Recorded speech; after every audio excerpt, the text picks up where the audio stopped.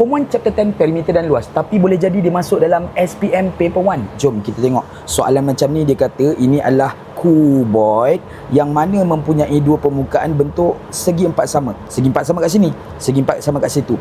Jadi bila segi empat sama, semua sisi sama panjang. Sini pun sama juga panjang dia. Mesti ada yang tanya, kenapa yang ni sama? Tak bagi tahu pun. Ni saya nak bagi tahu. Konsep dia macam ni. Kalau bentuk ni kita lipatkan ke atas, gulung-gulung dia, bentuk yang bahagian sisi ini akan always sama dengan yang sana. Okey, lepas tu yang atas sana tu always akan jadi sama yang ini. Yang sini ni always akan sama jadi situ. So kalau semua ni sama dengan itu, ini sama dengan itu, yang ni sama dengan itu, maksudnya semua ini akan jadi sama panjang. Bila dah sama panjang, kita tengokkan kat sini, dia kata daripada hujung sini sampai hujung situ adalah 32 cm. 32 cm ni untuk berapa bahagian? Untuk 4 bahagian. Oh, untuk bahagia 32 bahagikan dengan 4, dapat dekat situ 8 cm. Maka kita dapat sini 8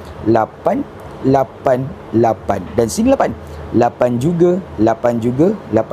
Halo, kalau daripada atas sampai bawah 18, bawah sini sahaja dah 8, maksudnya atas tu akan jadi 10 cm. Yang ini dah ngam. Okey, awesome. Masalahnya dia nak suruh kita hitung isi padu. Nah, saya dah lukiskan cantik-cantik.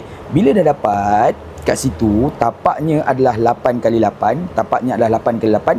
Ketinggian kuboid tu nanti akan jadi 10 cm kat sini kan tadi. Mana dah tadi? 10 cm ketinggian kan?